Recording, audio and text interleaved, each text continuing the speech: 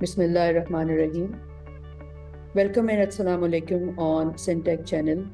I'm Dr. Asia Mukhtar, your host for the program today.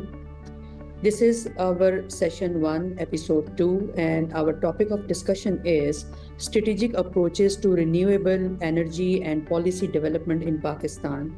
To begin with, as Pakistan strives to meet its growing energy demands while ensuring environmental sustainability, the strategic development and implementation of renewable energy policy have become paramount.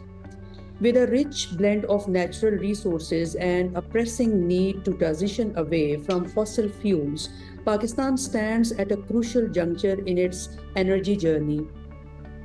This discussion will delve into the multifaceted approaches required to foster renewable energy growth, including overcoming current challenges, leveraging international expertise, and promoting public private partnerships. By examining the intricate balance between energy security and environmental stewardship, we aim to uncover actionable insights and strategies that can drive Pakistan towards a sustainable and resilient energy future.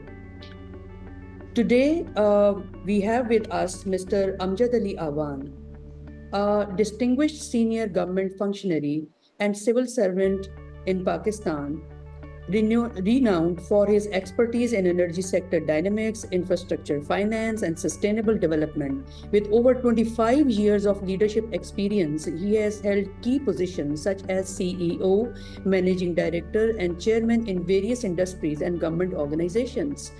His notable academic background include prestigious programs at MIT, Howard University, and Lancaster University. Mr. Awan has played a pivotal role in shaping and implementing energy policies in Pakistan and has actively participated in international dialogue with major countries like USA, China, and Germany. Thank you so much for educating us regarding energy security milieu in Pakistan. Mr. Awan, we are with you today to shed light on Pakistan's energy security milieu. Would you please shed light on the energy dilemmas of Pakistan? Thank you very much, Dr. Asia, for inviting me for this discussion. And I think this discussion is going to be very crucial in terms of Pakistan's energy needs. As we are focusing upon mainly the renewable energy resources and Pakistan's richness and approaches towards the deployment of renewable energy resources in Pakistan. So first of all, we need to understand what these renewable energy resources are, what we really mean by these resources and how these resources are different than other conventional resources. So by definition, renewable energy resources are the resources when you use and harness these resources, these are renewed always. These are inexhaustible, indepletable resources, and these are the natural resources. So these are mainly, these resources contain the solar, the wind, geothermal, tidal, waves, ocean thermal, and these are the resources, conspicuous resources that we consider as renewable energy resources. So in terms of Pakistan's richness with respect to these resources, let me tell you that Pakistan presently is rich in terms of solar and wind. These are the two leading renewable energy resources. For example, we got data through satellite imaging and ground-based data measurement. We got to know that throughout the country, Pakistan is gifted with the rich solar energy potential. That means for every part of the country, nearly every part of the country, you can generate solar power through the photovoltaic technology, other solar technologies. In terms of wind, wind are quite site specific. So we have very good wind resources, very vast wind resources in Sindh and in Balochistan. In Sindh, we have a wind corridor at Superhighway. If you visit the Gharo area, the Jhampir area, where the recorded raw potential of wind is more than 37 gigawatt. That means 37,000 megawatt potential of wind scattered over there. Besides that, we in Pakistan discovered 6 new wind corridors in the Balochistan area, in the Panjgore area, in the Mach area, in the Notangi area. So these are the firm rich pockets of the wind resources. The significance of Pakistan with respect to these resources is quite appreciating in terms of that wherever you find wind source, at the same time the solar source is available in the same area. That means you can go into hybridization. You can combine the wind and source and solar source at the same time. So we have vast margin to develop the big grand renewable energy parks in Balochistan, in Sindh area, because the wind source is more available in these areas. So what's the next step? If you have the source, what more you need in that respect? Definitely you need the data measurement. You must have a firm data that how much resource is available and how much projects can be developed. The third is the policy availability, the formulation and issuance of the policy. That whether you have policy to develop your power by your own self, or you are inviting the private sector resources. For that purpose you must have a different policy. So if the policy is in place, if the data is in place, if the resources in place and everything is there, then you want to develop through the private sector. So the market response is important. How the banks are responding to your country for development of certain project, how private sector is responding to your needs, as you mentioned about the public-private partnership. So these important things. And lastly, I just want to clarify one point that this is traditionally conceived that renewable energy can only be used for the power generation purposes. Now, let me tell you that in the world, there are 4-5 different sectors where there are considerable footprint of the countries. For example, beyond power sector, there's the buildings, there's agriculture, and there is the transport. So and even the industry. So all these sectors we can harness and exploit renewable energy for these kind of things. So why Pakistan could not catch sizable footprint of renewable energy in Pakistan? There are different reasons. So for that very purpose, we have to see across the whole perspective of energy dynamics in the country. But let me tell you that in the world of today, why the overall energy sector outlook has become more complex. So I would like to highlight the 2 key factors which are making it more complex in terms of choosing your source of energy. For example, nowadays energy sector has become more inclusive than the past. In the past, for example, in the 80s or the 70s, it was quite easy for Pakistan.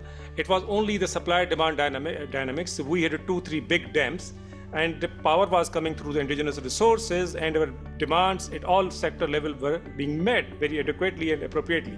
So it was quite simple. It was not very inclusive. But as soon as our demand growth, and we could not build up more dams and hydro resources, and WAPDA, our leading organization, its credit worthiness become in shambles. So definitely we look for the private sector. So when you are moving towards a private sector, different questions come in the mind. I mean, which source you want to use for generation of electricity, thermal or hydro? In which sector the investment is smoothly coming? What is the response of the capital mass markets with respect to financing your projects? And how much the primary energy resources like gas and RFO, oil, you are actually importing. So it's equally affecting your overall energy scenario, your economic dynamics. Even your GDP is going to be affected with the choice of your energy source you are using. What is the GDP? It's a consumption, production, and balance of payments. So if you are importing more energy resources and if you are depending high on the imports, then definitely your economy will be affected. So these are the factors, and there are a lot of factors which are actually casting shadows on your choices. So now energy choice and energy decision has become more inclusive, so we need to understand. Second most important thing that has changed the overall outlook on energy is the global, what we call global energy transformation or global energy transition. What we really mean by that and what factors are actually driving these things.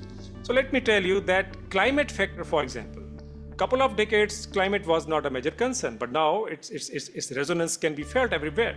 So now with the climate concern, it's going to affect your choice of electricity. Now you are moving towards more natural resources with less pollution, with less CO2 carbon crunch.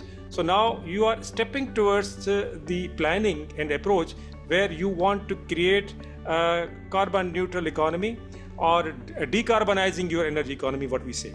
So this thing is actually changing the whole gamut of the scenario. Now the banks, your investors, your investment organization at the world, they are now prioritizing to finance the projects which are green and clean.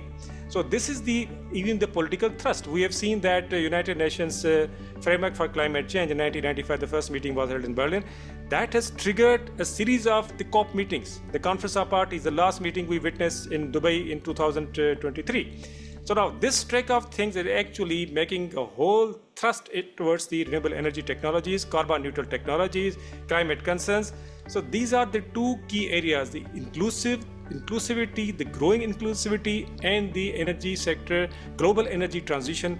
These are the two factors which are making it more complex in terms of looking at the energy sector planning and the scenario.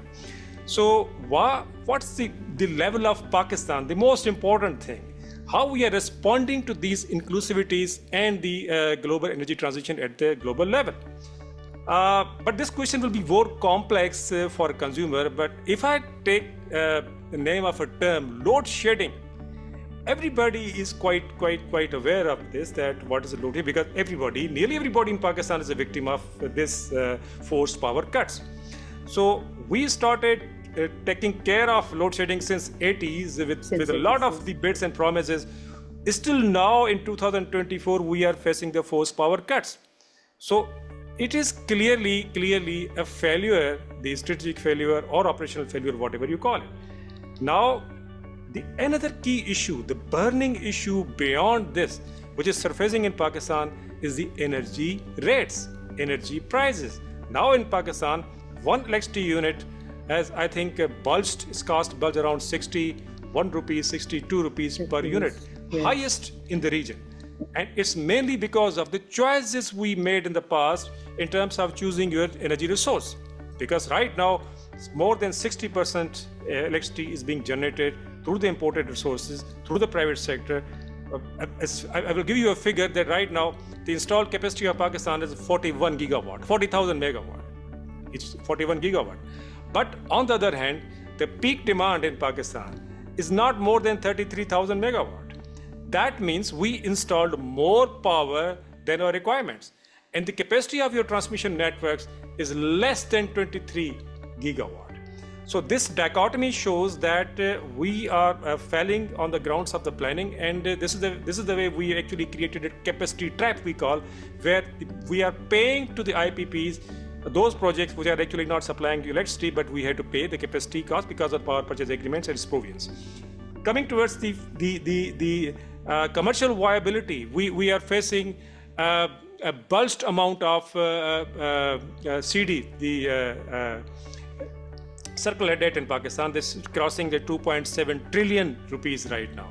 That shows that we are not running the energy business as a business, rather a subsidy.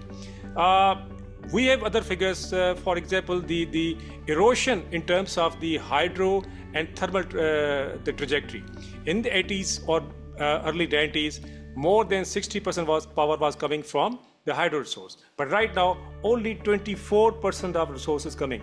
And we have a raw potential of more than 50 gigawatt in the northern area of Pakistan. We could not capitalize that. So this whole scenario actually is showing a dilapidated figure. And finally, I would like to give you a gist of the diagnosis, in which areas we are lacking and which are the faulty lands.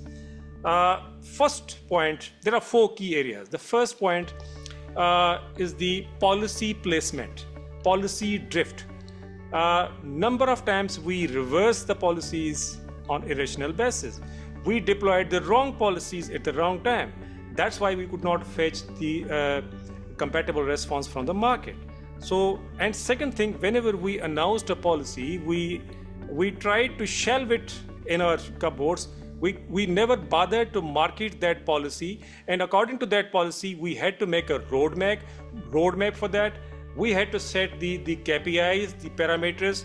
We had to monitor the progress of that policy, and we had to arrange the resources to execute that policy. These are the blanks in our policy making dynamics. Second important thing, we failed in terms of making strategic decisions. we were much remained accustomed with respect to operational issues like load shedding, like power demand supply. But what are the strategic gaps? Now, strategic gaps are the slow moving faults. And what are these slow moving faults? For example, our increasing reliance on the imported resources. We never catered for this. We never tried to create the energy economy in a country which is based upon indigenous resources. We never tried to indigenize our energy economy. We never go in accordance with our natural competitive advantages. So these are the strategic issues which has now created the problems at operational level. Third is our overall operational structure. We actually followed the reforms of the World Bank, where we created different distribution companies. Before that, there was a big WAPDA, and then we actually broke the WAPDA and unbundled the WAPDA. We created different organizations. Now, this structure, in my opinion, is not working because every DISCO has a different board of directors, and they are running by their own. There is not an integrated point to create one whole where you can manage all the power sector issues at the same time. So these reforms that we executed on the lines of the World Bank's recommendation is actually haunting us because, we have 6, 7, 8 different distribution companies, but we have one tariff. I mean, there are good performance DISCOs, there are bad performance DISCOs, but the good performance DISCOs are actually paying the inefficiency of the bad DISCOs. So that means the overall operational structure is not working well. It's not on the scientific and the rational grounds. And the last thing, the gap that we mentioned, that we are still failing to get the out and out advantages of the global energy transition. Right now, you can get very good funding and financing and investment response in terms of the renewable energy deployments. But at the same time, we are failing to fetch the response from the international market. For example, Pakistan is going to be the victim of the climate change, but still we are not getting good technical assistance from the world in terms of surviving and adjusting with respect to this climate change, which is not made by Pakistan's own actions.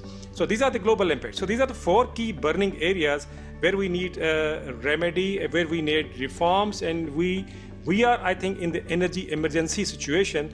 That means we have to equally respond not only with respect to global dynamics, not only with respect to the strategic issues, but also in terms of our operational and operational issues of the power energy sector. Thank you very much. Thank you very much. Now, if you have any questions, I will be ready for this. Yeah, we will discuss rather a few things. You have, raised very fine points.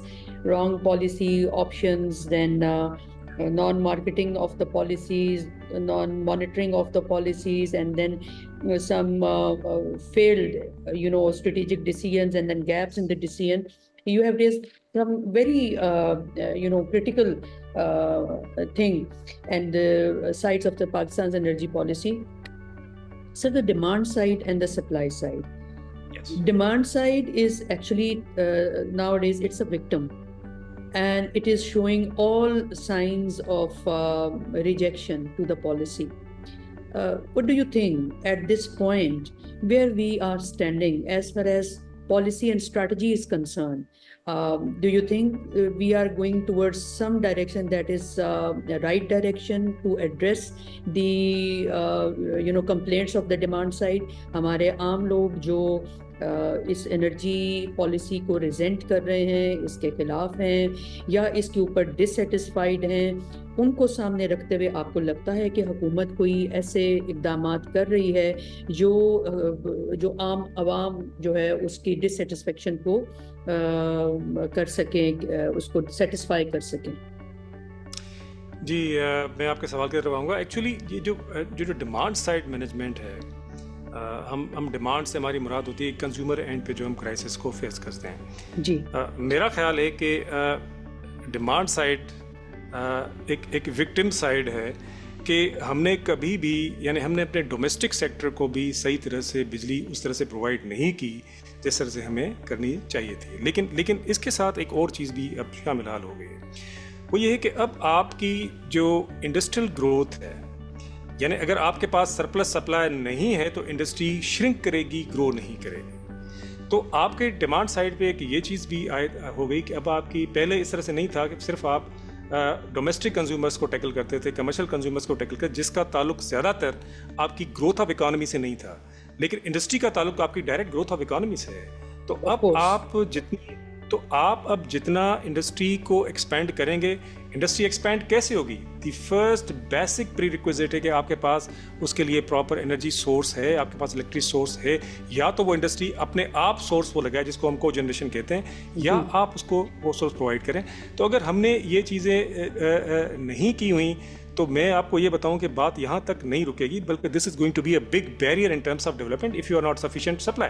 So now instead of managing your existing demand side, you had to focus on the supply side and create more supply sources so that you must have a surplus energy to energize the growing industry in your country. Very तो right, sir.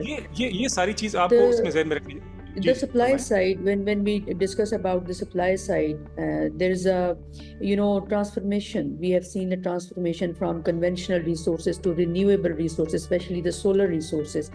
So how do you see the future of renewable energy development in Pakistan over a decade and so? जिस तरह से solarization हो रही है, अगले 10 साल में आपको क्या लगता है कि पाकिस्तान कहाँ पे खड़ा होगा, जबकि लोग इतना एक हाइपर एक्टिविटी चल रही है सोलराइजेशन की तरफ और रिन्यूएबल एनर्जी रिसोर्सेज की तरफ? जी डॉक्टर आसिया, आपने बड़ा अहम सवाल पूछा है, और जितना आपने सिंपली ये सवाल पूछा है इसकी इतनी डायनामिक्स हैं, और ये बड़ा अफसोस का मकाम भी है पाकिस्तान के लिए। जैसे मैंने आपको पहले बताया कि Pakistan is rich in terms of the solar source. हमारे कंट्री के सोलर सोर्सेज किसी भी यूरोपियन कंट्री के सोर्सेज से कहीं ज़्यादा है। हमारे जो विंड रिसोर्सेज हैं, मैंने जैसे आपको बताया कि अब जंपीर में 37 गीगावाट का पोटेंशियल मौजूद है, यानी उसमें, लेकिन अभी तक हम कितना कर पाए हैं विंड में? हम हार्डली 1200 मेरा ख्याल है मैक्सिमम, या 1300 ये हम कर पाए हैं। तो ये तो कुछ भी नहीं है, यानी इससे हम कहीं आगे जा सकते हैं, अभी तो स्काई इज द लिमिट। तो हम ये क्यों नहीं कर पाए? मैं आपको चंद बुनियादी उसकी वजूहात मैं आपको बताता हूँ कि उसमें एक गवर्नमेंट का एक थ्रस्ट होना चाहिए कि जी हम इस सेक्टर में जाएं, वो हमें कहीं भी उस तरह से नज़र नहीं आता। उसके रीजंस हैं, क्योंकि अभी आपके पास 41 गीगावाट इंस्टॉल कैपेसिटी है। तो आप अगर लोगों को सोलर एनर्जी पे लाएंगे या विंड एनर्जी पे लाएंगे, तो ये जो महंगे सोर्सेज की बिजली जो आपने इतनी डिप्लॉयड की हुई है, ये आप किसको बेचेंगे? तो कॉन्फ्लिक्ट ऑफ इंटरेस्ट यहाँ पे ये नहीं है कि प्राइवेट सेक्टर एंड कंज्यूमर के दरमियान है या प्राइवेट सेक्टर एंड गवर्नमेंट के दरमियान है। यहाँ conflict of interest between consumer and government है कि आपके पास इतने एक्यूमुलेटेड रिसोर्सेज डिप्लॉयमेंट है, तो आप उस एनर्जी को डेफिनेटली चाहेंगे कंज्यूमर यूज़ करें, तो आप नहीं चाहेंगे कि कंज्यूमर के पास कोई विंड और सोलर का ऑप्शन हो। मैं आपको यहाँ पे एक चीज़ बड़ी क्लियर बताना चाहूँ, क्योंकि आमतौर पे ये मिथ है कि जी ये रिसोर्सेज महंगे हैं। जो नेपरा से जो last tariff wind and solar के आए हैं, तो मैं आपको बताऊं कि ये सबसे इस वक्त चीपेस्ट सोर्स ऑफ एनर्जी है, जो विंड एंड सोलर जो पाकिस्तान में इस वक्त अवेलेबल है या हो सकती है। तो हमारा रेफरेंस पॉइंट आज की प्राइसिंग होना चाहिए, ना कि पास्ट की प्राइसिंग जो डेफिनेटली वो ज़्यादा थी। तो आपके पास अभी इतने, यानी अगर आप इस तरफ जाना चाहते हैं, विंड और सोलर तरफ जाना चाहते हैं, तो आपके पास ऑप्शंस हैं, आपके पास कास्ट एडवांटेज है, आपके पास टेक्नोलॉजी है। अब उसमें अगर गवर्नमेंट खुद प्लांट नहीं बना सकती जिस तरह है, तो आप प्राइवेट सेक्टर को इनवाइट कर सकते हैं, आप पीपीपीज इसमें कर सकते हैं, लेकिन वहाँ पे ये ज़रूरी है कि आपने प्राइवेट सेक्टर को मद्देनज़र रखना है कि इन्वेस्टमेंट वो किन शराइत पे आपके साथ करना चाहते हैं। हाई रिस्क प्रेजेंट पीपीपीज हैं, वो तो थर्मल रिसोर्सेज पे ज़्यादा है। जी मैं इसमें क्लियर करूं कि जी मैं पहले तो एक क्लियर करूं कि जी दो मोड्स हैं इसमें। एक तो हम जब प्राइवेट सेक्टर में जाते हैं तो एक आईपीपी मोड है और दूसरा एक टिपिकल पीपीपी मोड है। दोनों में थोड़ा सा फर्क है, लेकिन दोनों में प्राइवेट सेक्टर इन्वॉल्व है और दोनों ही एक तरह से यानी पीपीपी की किस्में हैं, लेकिन हम उनको कहते हैं कि जी वो आईपीपीज हैं और हम पीपीपीज की थोड़ी सी डायनामिक थोड़ी सी डिफरेंट है, वो मैं आपको थोड़ा सी बात एक्सप्लेन करूँगा। देखिए इस वक्त हमारे ज़्यादातर जो रिसोर्सेज हैं, जो बिजली जहाँ से आ रही है, मोर देन मेरा ख्याल है कि 58 to 60% हमें प्राइवेट सेक्टर से ही आ रही है, जो कि हमने कॉन्ट्रैक्ट्स डिफरेंट पॉलिसीज़ के तहत की है, जिसके तहत हमें आ रही है। हमारे पास मैं एक चीज़ यहाँ पे आपके फोरम के तवज्जुह से एक बड़ी चीज़ क्लियरली एक बताना चाहूँगा। मेरे लिए एक बड़ी अफसोसनाक बात है, हमने 2006 की रिन्यूएबल एनर्जी पॉलिसी बनाई जिसके बेसिस पे हमने विंड एंड सोलर के प्रोजेक्ट्स किए और वो between the band of 2015 to 2019 it was a very successful policy कि हमारे पास इन्वेस्टमेंट भी आ रही थी, प्रोजेक्ट्स भी आ रहे थे। इस वक्त पाकिस्तान में जो हमने नई पॉलिसी 2019 की अनाउंस की है, उसने इस चीज़ को बैन कर दिया है कि कोई भी wind and source unsolicited mode में आए। यानी आप अलाउ करते हैं कि कोई भी अनसॉलिसिटेड मोड में यानी इन्वेस्टर्स की चॉइस पे आप कोल प्रोजेक्ट बना सकते हैं, आप गैस प्रोजेक्ट बना सकते हैं, लेकिन कोई भी इस वक्त developer by choice unsolicited mode में विंड सोलर नहीं बना सकता। अब इसके जो ऐसा क्यों हो रहा है इसके बारे में जो है वो डिफरेंट जो है वो अफसोसनाक बातें कही जा सकती हैं कि नहीं हो रहा। अच्छा, ये डायकॉटमी है कि एक तरफ हम थर्मल रिसोर्स को अलाउ कर रहे हैं और इन रिसोर्स को अलाउ नहीं कर रहे। हमने ये एक ब्रैकेट क्रिएट की कि only through competitive bidding he wind and solar आएगी। भाई वो ठीक है कि आप कम्पिटिटिव बिडिंग में करें, लेकिन आपने कम्पिटिटिव बिडिंग के अपने पैरामीटर्स उस तरह से सही नहीं किए हुए, आपने मार्केट रिस्पांस को चेक ही नहीं किया हुआ। तो इसलिए हम जब भी in the mean time bids में गए हैं, हमारी बिड पे इंटरनेशनल मार्केट ने रिस्पॉन्ड ही नहीं किया because of the inhibitions and policy shackles and problems at our end. इस वजह से हमारी 2019 की पॉलिसी में इसको क्लियर देख रहा हूँ कि ये फेल हो रही है कि उसमें आपके कोई प्रोजेक्ट अभी तक आ नहीं रहे। तो आप सबसे पहले तो आप ये सॉरी टू इंटरप्ट यू, तो basically these are institutional hazards, policy political hazards, institutional and policy hazards that are not letting us grow in the energy sector. Do you believe this? देखिए, मैं आपको एक स्ट्रांगली एक चीज़ कहूँ कि हमारी जो एनर्जी क्राइसिस है, जिसको क्राइसिस कहते हैं और जिसको हम कहते हैं कि जी, और डेफिनेटली जहन में ये आता है कि जी ये कोई टेक्निकल रीजंस की, because the energy sector is a very technical sector, हम कहते हैं कोई टेक्निकल रीजन की वजह से मसला होता होगा। नहीं, the main barrier is institutional crisis. हमारा जो ओवरऑल डिसीजन मेकिंग सिस्टम है, हम किन रिसोर्स की तरफ जाते हैं, किन की तरफ नहीं जा रहे, वो जो एक प्रोफेशनलिज्म जिसे कहते हैं, वो प्रोफेशनलिज्म इस वक्त लैकिंग है कि हम वो फैसले नहीं कर पा रहे जो कि purely on the rational and technical grounds correct हो। जैसे मैंने आपको बताया कि 2006 की पॉलिसी रिन्यूएबल एनर्जी जब कामयाब हो रही थी, हमने उसको अबेंडन किया। उस वक्त के सीईओ ने, I was the CEO at the same time, तो मैंने इसको गवर्नमेंट को इस पे लिखा कि इस पॉलिसी को इन ग्राउंड्स पे आप कंटिन्यू करें जब तक कि आप उसके लिए कोई अल्टरनेट पॉलिसी। लेकिन आपने जब उसको स्विच किया टुवर्ड्स न्यू पॉलिसी, तो वो पॉलिसी आपकी मार्केट नीड्स को और आपके कंट्री की नीड्स को and even the renewable energy development को कैटरफार नहीं कर रही थी। और दैट्स वाई कि हम बजाय ये कि इन इश्यूज़ पे अपने टेक्निकल लोगों से पूछें और उनके कहने पे फैसले करें on technical and scientific resources, हम आर्बिट्रेरी डिसीजन मेकिंग करते हैं और वो लोग डिसीजन करते हैं जो कि 6 महीने के बाद अपनी सीट पे भी नहीं होंगे। तो ये जो क्राइसिस है, ये पॉलिसी क्राइसिस है और इसके लिंक्स हैं विद इंस्टीट्यूशनल क्राइसिस। तो ये दोनों चीज़ें मिलकर हमारे लिए चीज़ें मसले क्रिएट कर रही हैं। सर, एक क्वेश्चन बड़ा एक नेचुरल सा यहाँ पे बनता है कि आप सजेस्ट क्या करते हैं कि पब्लिक प्राइवेट पार्टनरशिप जो पाकिस्तान के एनर्जी इंफ्रास्ट्रक्चर में चाहिए, उसको हम कैसे एडवांस कर सकते हैं? How can we advance this partnership that is more acceptable, congenial for all the parties? Any 2-3 suggestions can you give? देखिए, मैं उसमें जो ग्राउंड रियलिटीज़ हैं, जो रॉ फैक्ट्स हैं, मैं आपको बताऊँ। देखिए, हमारे पास इंडिजिनस कंट्री के अंदर कोई बहुत डीप प्राइवेट सेक्टर नहीं है। हमारी जो प्राइवेट सेक्टर है वो शेलो है, गिने चुने लोग हैं जो फाइनेंस करते हैं। जिस तरह हमारी टेक्सटाइल इंडस्ट्री के लोग थे, उन्होंने आईपीपीज में इन्वेस्ट किया, इस तरह की चीज़ें हैं। तो हमारे पास बड़ा जो है वो लिमिटेड है। अगर हम इंटरनेशनल मार्केट में जाते हैं और वहाँ पे अपनी पॉलिसी की मार्केट करते हैं, तो वहाँ भी हमारा जो पास्ट रिकॉर्ड है, नंबर ऑफ टाइम्स हमने पावर परचेज एग्रीमेंट को इंटरजेक्ट किया, हमारा track record with respect our behaviour with investors कभी भी उस तरह से आइडियल नहीं रहा। तो ये इंटरनेशनल मार्केट में ये चीज़ें याद रह जाती हैं। और तीसरी चीज़ ये है कि किसी भी पॉलिसी में जब हम इन्वेस्टमेंट कॉल करते हैं तो हम इंसेंटिव्स ऑफर करते हैं, फाइनेंशियल, फिस्कल्स और ऑपरेशनल। वो हमें बार बार टेस्ट करना चाहिए कि मार्केट हमसे एक्सपेक्ट क्या कर रहा है और हम इंसेंटिव उनको क्या दे रहे हैं। तो ये वो सारी चीज़ें हैं। और लास्टली जो मैं समझता हूँ, कम्युनिकेशन एक गैप है कि आप जो भी अच्छी पॉलिसी बनाएं उसकी मार्केट टेस्टिंग करें, उसकी इंटरनेशनल शोकेसिंग करें, आप उन लोगों को सामने लाएं जो इस डायनामिक्स को इंटरनेशनल काउंटर पार्ट्स के साथ डिस्कस कर सके ताकि आप उस पर एक रिस्पांस ले सकें।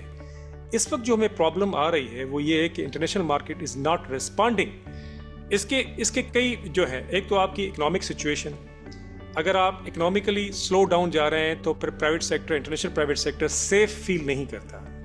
अगर आपकी पॉलिटिकल डायनामिक्स फ्रेजाइल है तो तब भी आपकी इन्वेस्टमेंट उस रफ्तार से नहीं आएगी। कि definitely it will be thought कि जी the next coming government will fulfil the obligations made by the previous government, ये चीज़ उस तरह से रेजोनेट करेगी या नहीं करेगी। तो ये डिफरेंट इश्यूज़ हैं, हमारी जो पॉलिटिकल स्टेबिलिटी, हमारी इकोनॉमिक स्टेबिलिटी, हमारी the potential of making investment call, और सबसे इम्पॉर्टेंट चीज़ कि आप पॉलिसी के अंदर वो नेसेसरी मॉडिफिकेशंस ले आएँ जो इस वक्त जो पॉलिसीज हमारे लिए बैरियर बन चुकी हुई है। तो जब आप ये सारी चीज़ें करेंगे तभी आपके पास रेस्पॉन्स इंटरनेशनल आएगा। और मैं एक बात कहता चलूँ, इस वक्त जो ग्लोबल एनर्जी डायनामिक्स है उसमें प्रायोरिटी है रिन्यूएबल एनर्जी रिसोर्सेज की। तो इस वक्त आप अगर अपने केस को सही तरह से बयान कर पाए तो डेफिनेटली एक अच्छा रिस्पॉन्स पोटेंशियली आपको आ सकता है in terms of deploying these technologies in the country. जी। सो ये जो पब्लिक प्राइवेट पार्टनरशिप है उसमें आपके हिसाब से इन्वेस्टर, हमारे पास पोटेंशियल इन्वेस्टर ऐसा है नहीं। इंटरनेशनल इन्वेस्टर के साथ जो है हमारा जो बिहेवियर वाली जो चीज़ें हैं वो हमारे लिए बैरियर क्रिएट कर रही हैं। दूसरा, इंसेंटिव हम जैसा ऑफर होना चाहिए वैसा हो नहीं रहा। और दूसरा, जो कम्युनिकेशन गैप है, आपके हिसाब से ये बड़ी चीज़ें। सर, एक टाइम की लिमिटेशन को सामने रखते हुए एक ये सवाल आपसे मैं करना चाहूँगी कि पाकिस्तान दूसरे मुल्कों के तजर्बात को सामने रखते हुए क्या लेसन लर्न कर सकता है अपने एनर्जी सेक्टर के लिए? उसके लिए आप हमें एक दो चीज़ें जो पोटेंशियल है वो अगर आप हमें बता सकें। जी, ज़्यादा दूर ना जाए, मैं अगर आपको एक मैप जिसको मैं इस वक्त स्पेकुलेट ही कर सकता हूँ कि जी दुनिया भर में कंट्रीज़ जिन्होंने रिन्यूएबल एनर्जी के 4 डिफरेंट एरियाज़ में रिन्यूएबल एनर्जी को इन्वॉल्व किया। फॉर एग्जांपल बिल्डिंग्स में किया, पावर सेक्टर में किया, आप एग्रीकल्चर में किया, ट्रांसपोर्ट में किया। तो पाकिस्तान उन कंट्रीज़ में आता है जिन्होंने अभी तक एक सेक्टर को टच किया है।